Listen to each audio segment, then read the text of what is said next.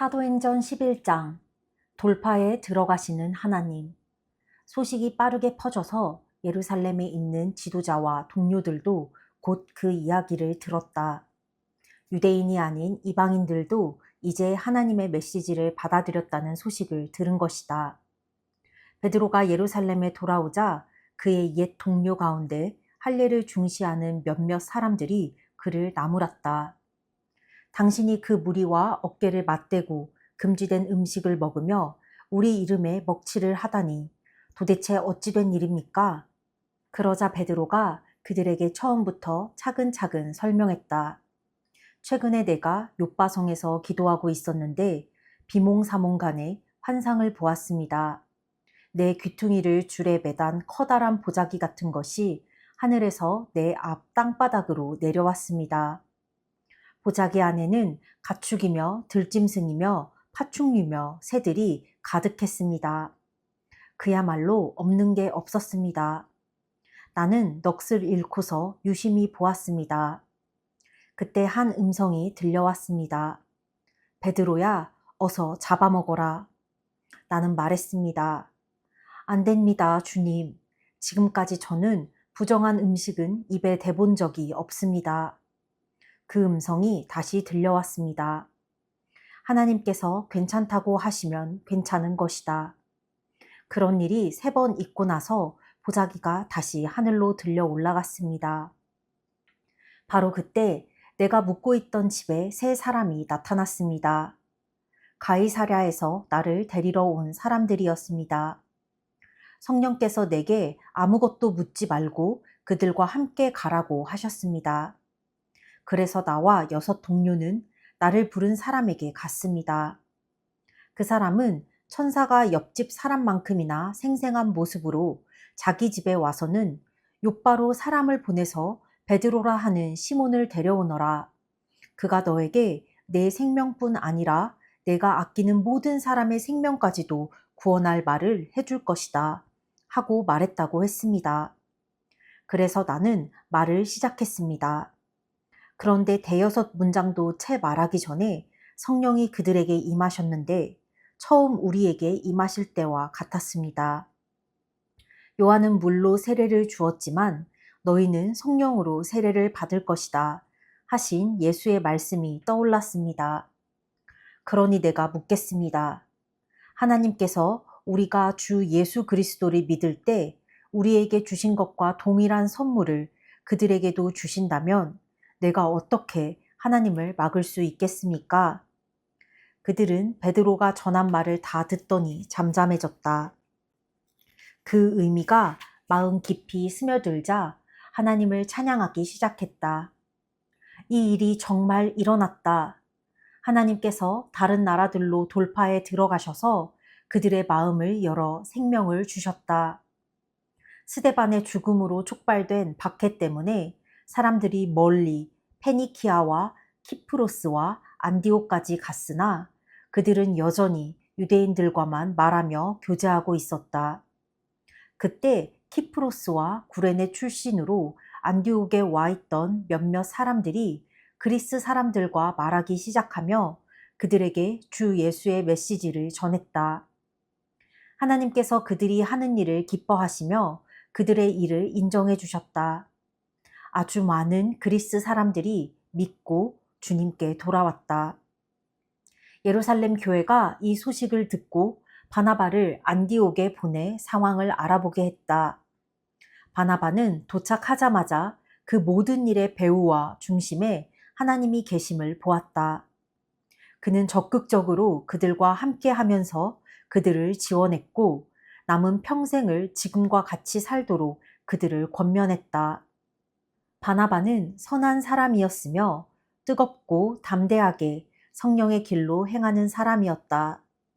그 공동체는 주님 안에서 크고 강하게 성장했다.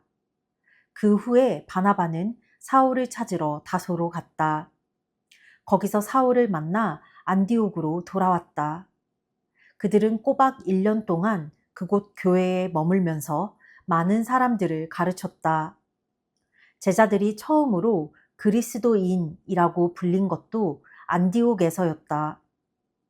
거의 같은 시기에 몇몇 예언자들이 예루살렘에서 안디옥으로 왔다. 그 가운데 아가보라는 사람이 있었다.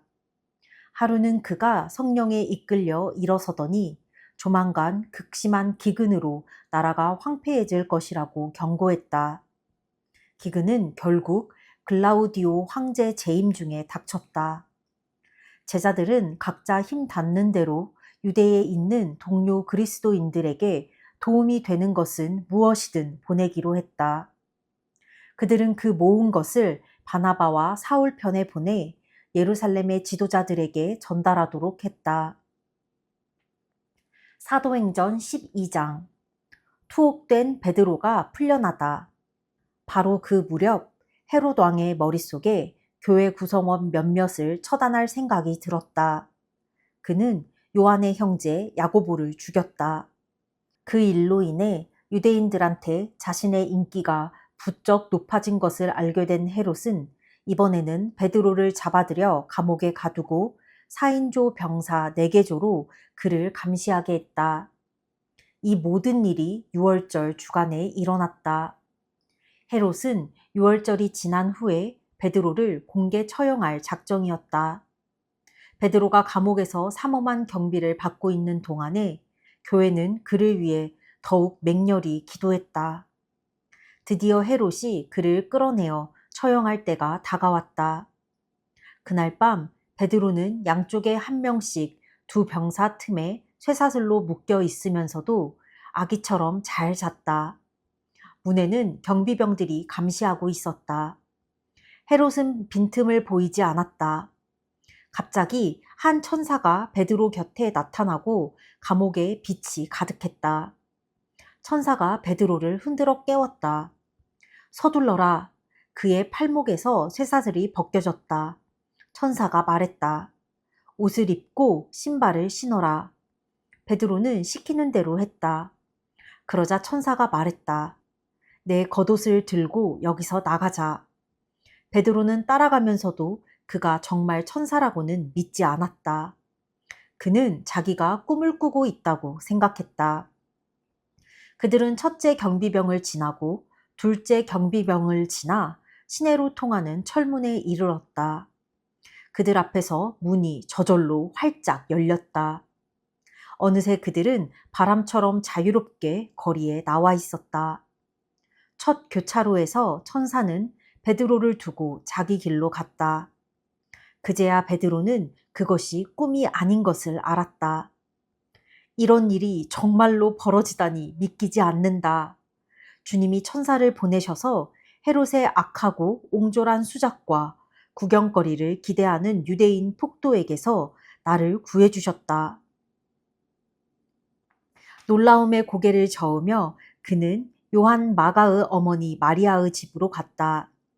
그 집은 기도하는 동료들로 가득 차 있었다. 그가 마당으로 난 문을 두드리자 로데라는 젊은 여자가 누구인지 보러 나왔다. 로데는 목소리를 듣고 그가 누구인지 알았다. 베드로였다.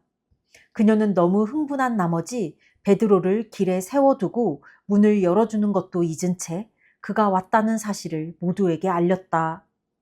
그러나 사람들은 로데의 말을 믿으려 하지 않았다. 그녀와 그녀의 말을 모두 무시해버렸다. 그들은 내가 미쳤다고 말했다. 로데는 뜻을 굽히지 않았다. 그래도 그들은 그녀의 말을 믿으려 하지 않았고 베드로의 천사가 틀림없다고 말했다. 그 동안에 베드로는 계속 바깥에 서서 문을 두드리고 있었다. 마침내 그들이 문을 열어 베드로를 보았다. 그들은 몹시 흥분했다. 베드로가 손을 들어 그들을 진정시켰다. 그는 주님께서 어떻게 자기를 감옥에서 빼내주셨는지 설명한 뒤에 야고보와 형제들에게 이 일을 알리십시오 하고 말했다. 그러고는 그들을 떠나 다른 곳으로 갔다. 동이 트자 감옥에서는 난리가 났다. 베드로는 어디 있지? 베드로가 어떻게 된 거지? 헤롯이 그를 데려오라고 사람을 보냈다. 그러나 간수들이 그를 데려오지도 않고 이유도 되지 못하자 헤롯은 그들을 사형에 처하라고 명령했다. 저들의 머리를 쳐라. 유대와 유대인들이 지긋지긋해진 헤롯은 가이사랴로 휴식을 취하러 갔다. 헤롯의 죽음. 그러나 헤롯의 상황은 악화일로로 치달았다. 두로와 시돈 사람들은 헤롯의 분노를 사고 있었다. 그들은 왕의 오른팔인 블라스도에게 자기들을 옹호해 달라고 청원하는 한편 사태를 원만하게 해결하기 위해 대표단을 소집했다. 그들은 유대로부터 식량을 공급받고 있었으므로 마냥 버틸 처지가 못 되었다. 대표단을 만나기로 한 날이 되자 헤롯은 화려하게 차려입고 보좌에 앉아 잔뜩 허세를 부렸다. 백성은 백성대로 자기 역할을 충실히 했다. 이것은 신의 목소리다. 신의 목소리다. 하고 소리 높여 그에게 아첨했다. 그것이 불행의 시작이었다. 헤롯의 교만을 더는 볼 수 없었던 하나님께서 천사를 보내 그를 치셨다. 헤롯은 어떤 일에도 하나님께 영광을 돌린 적이 없었다. 뼛속까지 부패하고 비루한 헤롯은 그렇게 쓰러져 죽었다. 한편 하나님의 말씀 사역은 하루가 다르게 크게 성장했다. 바나바와 사울은 예루살렘 교회에 구제 헌금을 전달하고 나서 안디옥으로 돌아왔다. 이번에는 마가라 하는 요한도 데리고 왔다. 사도행전 13장. 바나바와 사울 그리고 만물 박사. 복되게도 안디옥의 회중에게는 예언자, 설교자와 교사들이 많았다. 바나바, 니게르라고 하는 시므온, 구레네 사람 루기오, 통치자 헤롯의 조언자 마나엔, 사울. 하루는 그들이 인도하심을 바라며 금식하고 하나님을 예배하는데 성령께서 말씀하셨다. 바나바와 사울을 따로 세워 내가 그들에게 명하는 일을 맡겨라. 그들은 그 두 사람을 세웠다. 그리고 간절함과 순종하는 마음으로 금식과 기도 가운데 안수하여 두 사람을 떠나보냈다. 성령께 새로운 사명을 받아 길을 떠난 바나바와 사울은 실루기아로 내려가 키프로스로 가는 배에 올랐다. 살라미에 닿자마자 그들은 가장 먼저 유대인의 여러 회당에서 하나님의 말씀을 전했다. 그들은 자신들을 도와줄 동료로 요한을 데리고 갔다. 그들은 섬 전역을 다니다가 바보에서 유대인 마술사와 마주쳤다. 그는 애를 써서 총독 서기오 바울의 신임을 얻어낸 사람이었다. 총독은 웬만해서는 협작꾼에게 넘어가지 않는 똑똑한 사람이었다. 바 예수라 하는 그 마술사는 삐뚤어질 대로 삐뚤어진 인간이었다. 바나바와 사울에게서 하나님의 말씀을 직접 듣고 싶었던 총독은 그들을 불러들였다. 그러나 만물 박사, 그 마술사의 이름을 우리식으로 풀면 이런 뜻이다. 는 총독의 주의를 흩뜨려서 믿지 못하게 하려고 애를 썼다. 그러나 성령이 충만한 사울, 곧 바울이 그의 눈을 똑바로 쳐다보며 말했다. 마귀의 흉내나 내는 허풍선이야. 너는 사람들을 속여 하나님을 믿지 못하게 하려고 잠도 안 자고 계략을 꾸미는구나. 그러나 이제 내가 하나님과 직접 부딪혔으니 내 장난질은 끝났다. 너는 눈이 멀어서 오랫동안 햇빛을 보지 못할 것이다. 그는 곧 어두운 안개 속에 빠져들어 주변을 더듬거렸다. 사람들에게 자기 손을 잡고 길을 알려달라고 간청했다. 총독은 그 일어난 일을 보고 주님을 믿었다. 그는 그들이 주님에 대해 하는 말을 듣고 대단한 열의를 보였다. 모든 이방인에게 문이 열리다. 바울 일행은 바보에서 출항해 밤빌리아의 버가로 향해 있다. 거기서 요한이 중도에 포기하고 예루살렘으로 돌아갔다. 나머지 일행은 버가에서 비시디아의 안디옥으로 이동했다. 안식일에 그들은 회당에 가서 자리에 앉았다. 성경, 곧 하나님의 율법과 예언서를 읽은 뒤에 회당장이 그들에게 물었다. 형제 여러분, 혹시 격려의 말이나 전하고 싶은 말이 있습니까? 바울이 일어나 잠시 숨을 고르고 나서 말했다. 이스라엘 동포 여러분, 하나님과 벗이 되신 여러분, 들어보십시오. 하나님께서는 우리 조상에게 특별한 관심을 두셔서 이집트에서 짓밟히던 나그네 된 우리 민족을 일으켜 세우시고 거기서 장엄하게 이끌어내셨습니다. 그분은 황량한 광야에서 40년 가까이 그들을 돌보아 주셨습니다. 그 후에 앞길을 가로막는 7 적국을 쓸어버리시고 가나안 땅을 그들의 소유로 주셨습니다. 그 기간이 450년에 달합니다. 예언자 사무엘 때까지 하나님은 사사들을 보내셔서 그들을 이끌게 하셨습니다. 그러나 그들은 왕을 요구했고 결국 하나님은 베냐민 지파에서 기스의 아들 사울을 택하여 그들에게 주셨습니다. 사울이 40년을 다스린 뒤에 하나님은 그를 왕위에서 제하시고 그 자리에 다윗을 왕으로 세우시며 이렇게 말씀하셨습니다. 내가 땅을 두루 살펴 이새의 아들 다윗을 찾았다. 그는 내 마음에 합한 사람, 내가 말하는 것을 그대로 행할 사람이다. 약속대로 하나님께서는 다윗의 후손에서 이스라엘을 위한 군주, 곧 예수를 보내셨습니다. 그 전에 요한으로 하여금 그분이 오실 것을 백성에게 경고하게 하셔서 전적으로 삶을 고치도록 그들을 준비시키셨습니다. 요한은 자기 일을 마무리하면서 이렇게 말했습니다. 너희는 내가 그분인 줄 알았더냐? 아니다. 나는 그분이 아니다. 그러나 너희가 그토록 오랜 세월 동안 기다려온 그분이 가까이 와 계신다. 그분이 곧 나타나실 것이다. 그리고 나는 곧 사라질 것이다. 사랑하는 형제 자매 여러분, 아브라함의 자손이요 하나님과 벗이 되신 여러분, 이 구원의 메시지를 들어야 할 사람은 바로 여러분이었습니다. 예루살렘 시민과 통치자들은 그분이 누구신지 알아보지 못하고 그분께 사형을 선고했습니다. 정당한 이유가 없는데도 무조건 빌라도에게 처형을 요구했습니다.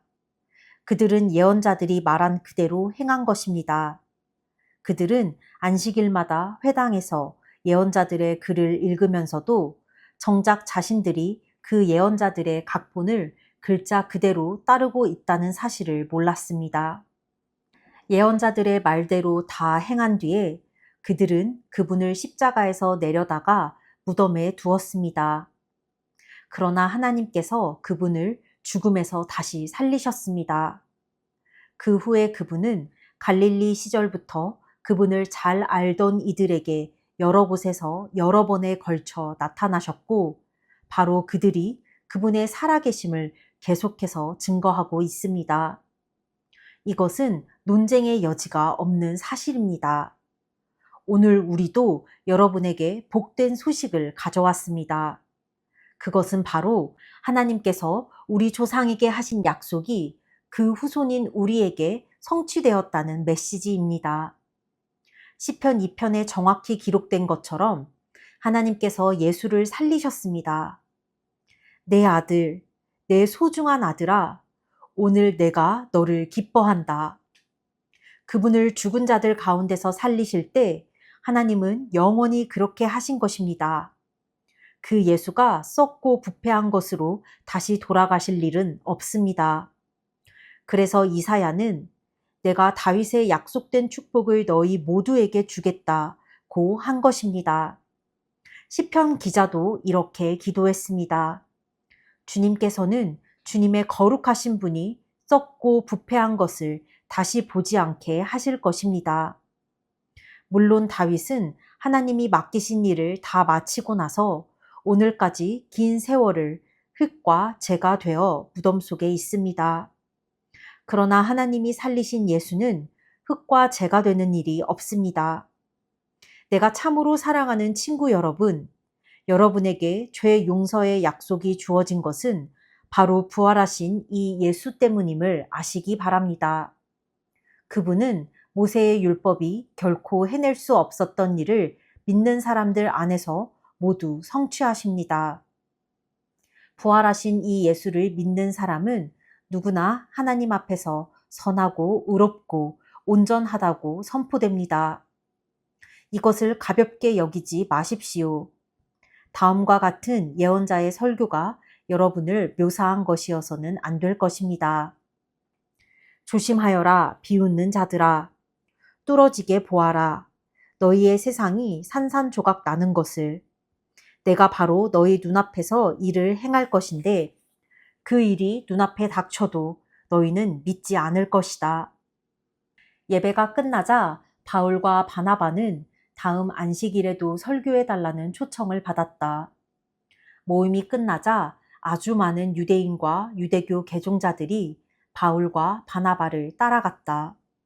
두 사람은 그들과 긴 대화를 나누면서 그들이 시작한 삶, 곧 하나님의 은혜와 그 은혜 안에서 사는 삶에 머물러 있으라고 권면했다. 다음 안식일이 돌아오자 도시 전체가 하나님의 말씀을 들으려고 모여들었다. 일부 유대인들이 그 무리를 보고는 시기심에 휩싸여 바울을 심하게 비난했다. 그들은 바울의 말을 일일이 반박하며 소란을 피웠다. 그러나 바울과 바나바는 물러서지 않았다. 그들은 자신들의 입장을 굽히지 않고 이렇게 말했다. 본래 하나님의 말씀은 유대인 여러분에게 먼저 전해지도록 되어 있었습니다. 그러나 여러분은 그 말씀에 관여할 마음이 전혀 없고 영원한 생명에 대해서도 아무 관심과 마음이 없음을 아주 분명히 했습니다. 그래서 모든 이방인에게 문이 열렸습니다. 우리는 그 문을 통해 나아가면서 하나님께서 명령하신 대로 행합니다. 그분께서 이렇게 말씀하셨습니다. 내가 너를 모든 민족의 빛으로 세웠다. 너는 온 땅과 바다 끝까지 구원을 선포할 것이다. 이 말을 들은 이방인들은 자신들이 받은 복이 믿기지 않을 만큼 좋았다. 참된 생명을 얻도록 정해진 사람들은 모두 하나님을 믿었다. 그들은 그 생명을 받아들임으로써 하나님의 말씀을 존귀히 여겼다. 이 구원의 메시지는 그 지역 곳곳으로 들불처럼 퍼져나갔다. 일부 유대인들이 그 성에 존경받는 여자들과 지도자급 남자들을 선동해서 그들의 소중한 생활 방식이 곧 훼손될 것이라고 믿게 했다. 그 말에 놀란 그들은 바울과 바나바를 적대하면서 강제로 내쫓았다.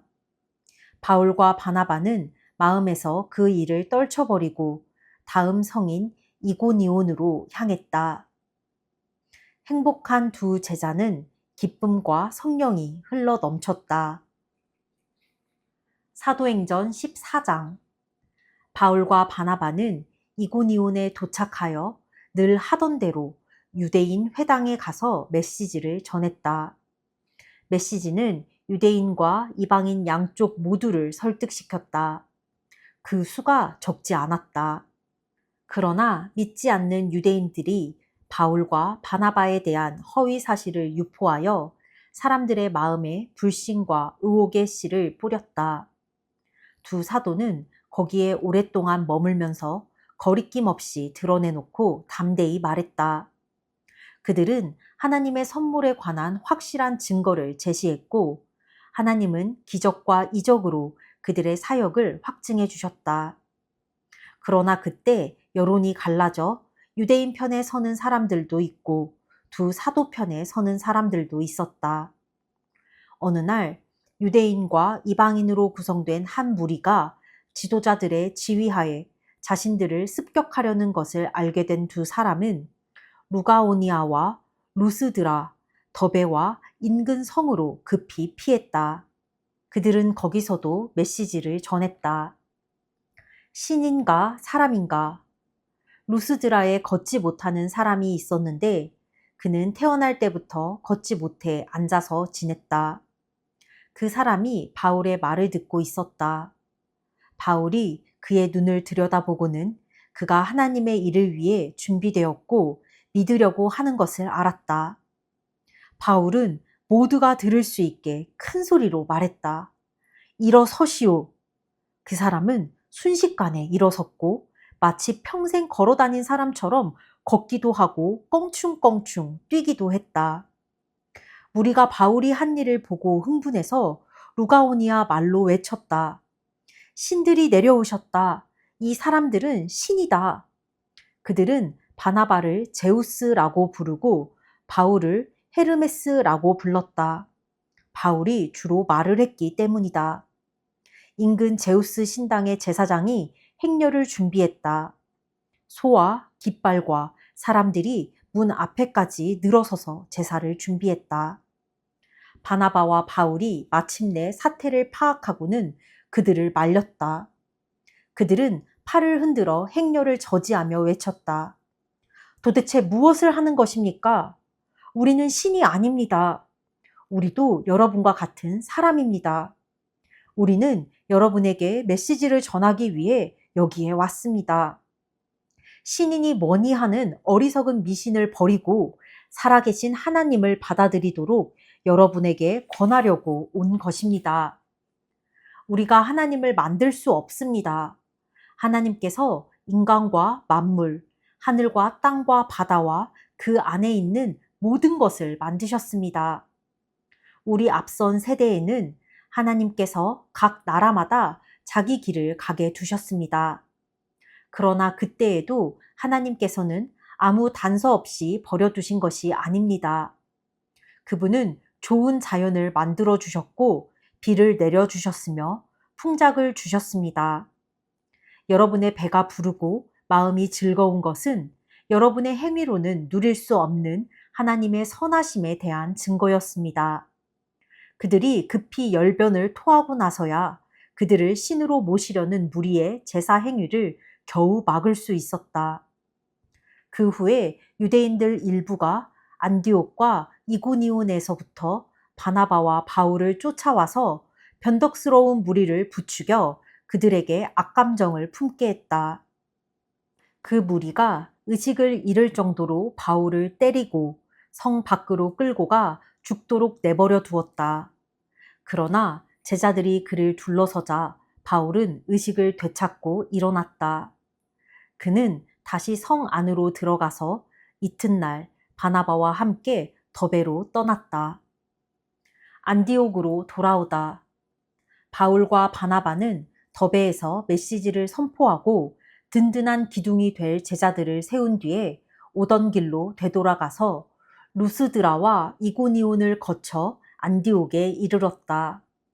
그들은 제자들의 삶에 힘과 기운을 북돋아주고 처음에 믿은 것을 굳게 붙들어 거기서 떠나지 말라고 당부했다. 그것이 쉽지 않으리라는 것을 그들에게 분명히 말했다. 누구든지 하나님 나라에 지원하는 사람은 반드시 많은 어려움을 겪어야 합니다. 바울과 바나바는 각 교회의 지도자들을 신중하게 뽑았다. 그들은 금식하고 더욱 간절히 기도를 드리고 나서 지금까지 자신들의 삶을 의탁했던 주님께 새로 뽑은 지도자들을 맡겨드렸다. 두 사람은 비시디아를 지나 밤빌리아로 되돌아왔고 버가에서 메시지를 전했다. 마침내 그들은 아탈리아에 도착해서 배를 타고 처음 출발점인 안디옥으로 돌아왔다. 하나님의 은혜로 시작해서 이제 하나님의 은혜로 무사히 돌아온 것이다. 그들은 그곳에 도착하자마자 교회 회중을 모아놓고 그동안의 여행을 보고했다. 하나님께서 어떻게 자신들을 사용하셔서 믿음의 문을 활짝 열어주셨는지, 그래서 어떻게 모든 민족이 교회로 들어올 수 있게 되었는지를 자세히 이야기했다. 그들은 그곳에 머물면서 제자들과 오랫동안 여유 있게 교제를 나누었다. 사도행전 15장 이방인 신자들을 위한 지침. 얼마 후에 유대인들 몇 사람이 유대에서 내려와 모세의 방식대로 할례를 받지 않으면 구원받을 수 없다면서 모든 사람이 할례를 받아야 한다고 주장했다. 바울과 바나바가 즉시 일어나서 강력히 항의했다. 교회는 이 문제를 해결하기 위해 바울과 바나바와 다른 몇 사람을 예루살렘으로 보내 사도와 지도자들 앞에 이 문제를 내놓기로 했다. 그들은 전송을 받고 길을 떠나 페니키아와 사마리아를 지나면서 이방인들에게도 돌파구가 열렸다는 소식을 만나는 모든 사람에게 전했다. 그 이야기를 들은 사람들은 모두 굉장한 소식이라며 환호했다. 바울과 바나바가 예루살렘에 이르자 사도와 지도자들을 비롯해 온 교회가 그들을 따뜻하게 맞아주었다. 두 사람은 최근 여행 중에 하나님께서 자신들을 사용하셔서 이방인들에게 문을 열어주신 일을 보고했다. 몇몇 바리새인들이 일어나 자신들의 의견을 밝혔다. 그들은 믿는 사람들이기는 했으나 바리새인의 강경 노선을 계속 고수하려는 이들이었다. 그들이 말했다. 이방인 개종자들에게도 할례를 주어서 모세의 율법을 지키게 해야 합니다. 사도와 지도자들이 특별회의를 소집해 이 문제를 깊이 논의했다. 여러 주장이 끊임없이 오가는 가운데 열띤 논쟁을 벌였다. 그때 베드로가 자리에서 일어나 이렇게 말했다. 친구 여러분, 여러분도 잘 알다시피 하나님께서는 이방인들도 이 복된 메시지를 듣고 받아들이기 원하신다는 것을 일찍부터 아주 분명히 밝히셨습니다. 그것도 전에 들은 말이 아니라 바로 내가 전하는 말을 직접 듣고 받아들이게 하셨습니다. 우리의 어떤 거칠애에도 속지 않으시고 언제나 사람의 생각을 아시는 하나님께서 우리에게 주신 것과 똑같은 성령을 그들에게도 주셨습니다. 그분은 우리를 대하신 것처럼 이방인들을 대하셨습니다. 하나님께서는 그분을 믿고 신뢰하는 이방인들에게 역사하셔서 먼저 그들이 누구인지 깨닫게 하시고 그 중심에서부터 시작해서 그들의 삶을 깨끗게 하셨습니다. 그런데 어찌하여 지금 여러분은 하나님보다 더한 하나님이 되어서 우리 조상을 짓누르고 우리까지 짓누른 규정들을 새로 믿은 이 사람들에게 지우려는 것입니까? 주 예수께서 놀랍고도 너그러운 은혜로 우리를 찾아오셔서 구원해 주신 것처럼 우리 민족이 아닌 이방인들도 그렇게 구원해 주셨다는 것을 우리가 믿지 않습니까? 그렇다면 지금 우리가 무엇을 두고 싸우는 것입니까? 깊은 침묵이 흘렀다. 아무도 입을 열지 않았다. 그 침묵 가운데 바나바와 바울은 자신들의 사역을 통해 하나님께서 다른 민족들 가운데 행하신 기적과 이적을 사실대로 보고했다. 침묵은 더욱 깊어져 사람들의 숨소리까지 들릴 정도였다. 야고보가 침묵을 깼다. 친구 여러분, 들으십시오. 시므온이 우리에게 전해준 대로 하나님께서는 이방 민족들도 품으실 것을 처음부터 분명히 말씀하셨습니다. 이것은 예언자들의 말과 정확히 일치합니다. 이후에 내가 돌아와 다윗의 무너진 집을 다시 세울 것이다. 내가 모든 조각을 다시 맞추어 새 것처럼 보이게 할 것이다.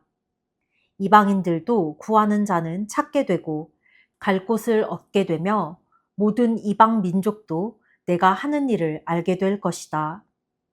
하나님께서 이렇게 말씀하셨고 이제 그 말씀대로 행하고 계십니다. 이것은 느닷없이 일어난 일이 아닙니다. 그분은 처음부터 이렇게 하실 것을 알고 계셨습니다. 그러니 내 판단은 이렇습니다. 우리는 주님께로 돌아오는 이방인들에게 불필요한 짐을 지우지 말아야겠습니다. 우리가 그들에게 편지를 써서 이렇게 말하는 것이 좋겠습니다. 우상과 관계된 활동에 관여하지 않도록 조심하고 성생활과 결혼의 도덕을 지키며 유대인 그리스도인들에게 거슬리는 음식, 이를테면 피 같은 것은 내놓지 마십시오. 이것은 모세가 전한 기본 지혜입니다. 이것은 우리가 안식일을 지켜 모일 때 지금까지 어느 도시에서나 수백 년 동안 전하고 지켜온 것입니다. 사도와 지도자와 모든 사람들이 거기에 동의했다. 그들은 교회에서 상당히 비중 있는 바사바라는 유다와 실라를 택하고 바울과 바나바와 함께 그들 편으로 다음의 편지를 안디옥으로 보냈다. 여러분의 형제인 사도와 지도자들이 안디옥과 시리아와 길리기아에 있는 우리 형제들에게 편지합니다. 평안하십니까?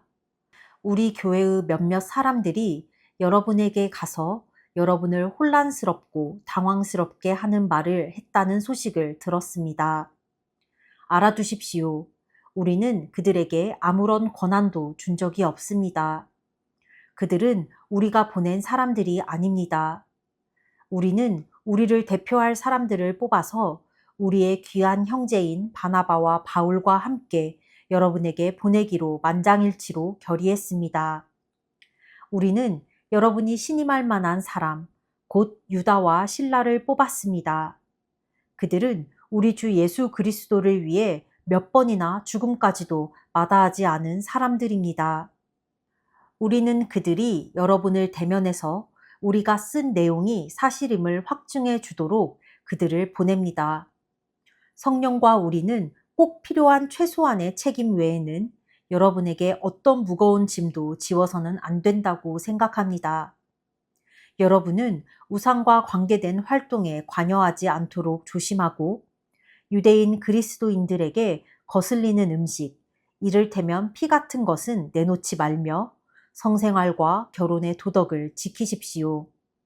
이런 지침만 따른다면 우리 사이에는 뜻이 맞고 돈독한 관계가 충분히 유지될 것입니다. 하나님께서 여러분과 함께 하시기를 바랍니다. 바나바와 바울이 갈라서다. 그들은 안디옥으로 떠났다. 그들은 그곳에 도착해서 교회 회중을 모아놓고 편지를 읽어주었다. 사람들은 크게 안도하고 기뻐했다. 훌륭한 설교자인 유다와 실라는 많은 격려와 소망의 말로 새로운 동료들에게 힘을 실어주었다. 어느새 돌아갈 때가 되었다. 새로운 동료들 모두가 웃음과 포옹으로 그들을 전송했고 유다와 실라는 자신들을 보낸 이들에게 보고하러 가기 위해 길을 떠났다. 바울과 바나바는 안디옥에 머물면서 하나님의 말씀을 가르치고 전했다. 그러나 그들은 혼자가 아니었다. 당시 안디옥에는 가르치고 전하는 사람들이 많이 있었다. 며칠 후에 바울이 바나바에게 말했다. 전에 우리가 하나님 말씀을 전하던 각 도시로 돌아가서 거기 있는 동료들을 방문하고 어떻게 지내는지 알아봅시다. 바나바는 일명 마가라 하는 요한도 데려가고 싶어 했다. 그러나 바울은 그와 함께하고 싶지 않았다. 상황이 힘들어지자 밤빌리아에서 그들을 두고 떠났던 이 중도 포기자를 데려갈 마음이 없었던 것이다. 언성이 높아지더니 결국 그들은 갈라섰다. 바나바는 마가를 데리고 배편으로 키프로스로 갔다. 바울은 실라를 택해 주님의 은혜를 구하는 동료들의 인사를 받으며 시리아와 길리기아로 갔다. 그곳에서 회중에게 힘과 기운을 북돋아 주었다. 사도행전 16장. 바울의 갈 길을 정해준 꿈. 바울은 먼저 더베로 갔다가 그 후에 루스드라로 갔다. 거기서 그는 경건한 유대인 어머니와 그리스 사람인 아버지 사이에서 태어난 디모데라는 제자를 만났다. 루스드라와 이고니온에 있는 형제들은 디모데가 아주 훌륭한 청년이라고 다들 입을 모아 말했다. 바울은 그를 선교 사역에 영입하고 싶었다. 그는 그 지역에 사는 유대인들에게 걸림이 되지 않도록 디모데를 따로 데려다가 먼저 할례를 주었다. 그의 아버지가 그리스 사람이라는 것을 모두가 알고 있었기 때문이다. 바울 일행은 각 도시를 다니면서 예루살렘의 사도와 지도자들이 작성한 간단한 지침을 제시해 주었다. 그 지침은 더없이 큰 도움이 되었다. 날마다 회중의 믿음이 더욱 굳건해지고 그 수가 더 많아졌다. 그들은 부르기아로 갔다가 갈라디아를 지나갔다. 그들의 계획은 서쪽으로 방향을 잡아 아시아로 가는 것이었으나 성령께서 그 길을 막으셨다. 그래서 그들은 무시아로 갔다. 거기서 북쪽 비두니아로 가려고 했으나 예수의 영께서 그쪽으로 가는 것도 허락지 않으셨다. 그래서 그들은 다시 무시아를 지나 드로아 항으로 내려갔다. 그날 밤에 바울은 꿈을 꾸었다. 마케도니아 사람 하나가 멀리 해안에 서서 바다 건너 이쪽을 향해 외쳤다. 마케도니아로 건너와서 우리를 도와주십시오. 그 꿈이 바울의 갈 길을 정해주었다. 우리는 곧장 마케도니아로 건너갈 준비에 착수했다. 모든 조각이 꼭 들어맞았다. 이제 하나님께서 유럽 사람들에게 복된 소식을 전하라고 우리를 부르셨음을 확신했다. 드로아 항을 떠나 사모드라게로 직행했다. 이튿날 네아폴리 신도시에 배를 대고 거기서부터 걸어서 빌립보로 갔다. 빌립보는 마케도니아의 주요 도시이자 더 중요하게는 로마의 식민지였다. 우리는 거기서 며칠을 묵었다. 안식일에 우리는 시내를 벗어나 기도 모임이 있다는 곳으로 강을 따라 내려갔다. 우리는 그곳에 모여 있는 여자들 곁에 자리를 잡고서 그들과 이야기를 나누었다. 그들 가운데는 값비싼 직물을 파는 루디아라는 여자가 있었다. 루디아는 두아디라 출신의 상인인데 하나님을 경외하는 여자로 알려져 있었다. 우리의 말을 열심히 듣던 중에 주님께서 루디아에게 믿는 마음을 주셨다. 그래서 그녀는 믿었다.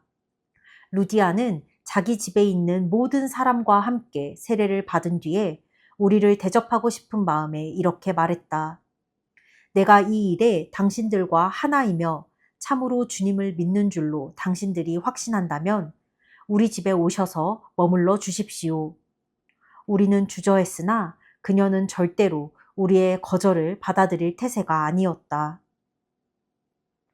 매맞고 감옥에 갇히다. 하루는 기도 장소로 가다가 한 여종과 우연히 마주쳤다. 그 여자는 점을 쳐서 자기 주인들에게 많은 돈을 벌어주는 점쟁이였다. 그 여자는 바울을 따라다니면서 이 사람들은 지극히 높으신 하나님을 위해 일하고 있습니다. 여러분을 위해 구원의 길을 놓고 있습니다. 하고 소리치며 모든 사람의 이목을 우리에게 집중시켰다. 그 여자가 며칠을 그렇게 하자 바울은 너무도 성가셨다. 그가 돌아서서 그 여자를 사로잡고 있는 귀신에게 명령했다.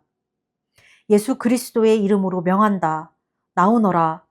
이 여자에게서 나오너라. 그러자 그 명령대로 귀신이 떠나가 버렸다. 그 여자의 주인들이 자신들의 돈벌이 되는 사업이 순식간에 망한 것을 알고는 바울과 신라를 쫓아가서 우격다짐으로 그들을 붙잡아 광장으로 끌고 갔다. 그러자 경비대가 그들을 체포해 법정으로 끌고 가서 고발했다. 이 자들은 평화를 어지럽히고 있습니다. 우리 로마법과 질서를 파괴하는 위험한 유대인 선동자들입니다. 어느새 무리는 흥분한 폭도로 변해 있었다. 판사들은 폭도와 한편이 되어서 바울과 신라의 옷을 찢어 벗기고 그들에게 공개 태형을 명령했다. 그들은 시퍼런 멍이 들도록 그 두 사람을 때린 뒤 감옥에 가두고 탈출은 꿈도 꾸지 못하도록 삼엄하게 감시하라고 간수에게 명령했다.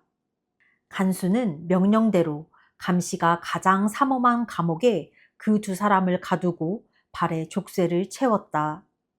자정쯤에 바울과 신라가 기도하며 힘차게 하나님을 찬송했다. 다른 죄수들은 자신의 귀를 의심했다. 그때 난데없이 큰 지진이 일어났다. 감옥이 흔들리며 감옥 문이 모두 열렸고 죄수들을 묶어놓은 것들도 다 풀렸다. 간수가 잠을 자다가 놀라서 깨어보니 감옥 문이 다 열려 제멋대로 흔들리고 있었다. 그는 죄수들이 탈출한 줄 알고 어차피 자신은 죽은 목숨이라는 생각에 칼을 뽑아 자살하려고 했다. 그때 바울이 그를 말렸다. 그러지 마시오. 우리 모두가 여기 그대로 있습니다. 아무도 달아나지 않았습니다. 간수는 횃불을 들고 급히 안으로 들어갔다. 그는 부들부들 떨면서 바울과 실라 앞에 무너지듯 주저앉았다. 그는 그들을 감옥 바깥으로 데리고 나와서 물었다. 선생님, 내가 어떻게 하면 구원을 얻어 참으로 살 수 있겠습니까? 그들이 말했다. 주 예수를 온전히 믿으십시오. 그러면 당신이 바라는 참된 삶을 살게 될 것입니다. 당신 집안의 사람들도 모두 마찬가지입니다. 그들은 주님에 대한 이야기를 자세히 설명해 주었다. 그 이야기를 할 때 그의 가족도 모두 함께 있었다. 그날 모두가 꼬박 밤을 새웠다. 간수는 그들이 편히 쉴 수 있도록 했고 상처를 싸매 주었다. 그러고 나서 그와 가족 모두가 세례를 받았다. 아침까지 기다릴 수 없었던 것이다. 축하의 뜻으로 그는 자기 집에서 음식을 대접했다. 잊지 못할 밤이었다. 그와 온 가족이 하나님을 믿었다. 집안 모든 사람이 기뻐하며 잔치를 벌였다. 동이 트자 법정 판사들이 관리들을 보내어 지시했다. 그 사람들을 풀어주어라. 간수가 바울에게 그 말을 전했다. 판사들한테서 지시가 왔는데 선생님들은 이제 자유의 몸이 되었습니다. 축하합니다. 평안히 가십시오. 그러나 바울은 꿈쩍하지 않았다. 그가 관리들에게 말했다. 저들은 로마 시민 신분이 확실한 우리를 공개적으로 때리고 감옥에 가두었습니다. 그런데 이제 와서 아무도 모르게 우리를 내보내겠다는 말입니까? 그렇게는 못하겠습니다. 여기서 우리를 내보내려면 저들이 직접 와서 환한 대낮에 우리를 데리고 나가야 할 것입니다. 관리들이 이 말을 보고하자 판사들이 당황했다. 그들은 바울과 실라가 로마 시민인 줄은 전혀 몰랐다. 그들은 급히 와서 사과했다. 그리고 두 사람을 감옥에서부터 직접 호송해 나가면서 그들에게 그 도시를 떠나달라고 간청했다. 감옥에서 나온 바울과 실라는 곧장 루디아의 집으로 가서 동료들을 다시 만났다. 믿음 안에서 그들을 격려하고 길을 떠났다. 아멘.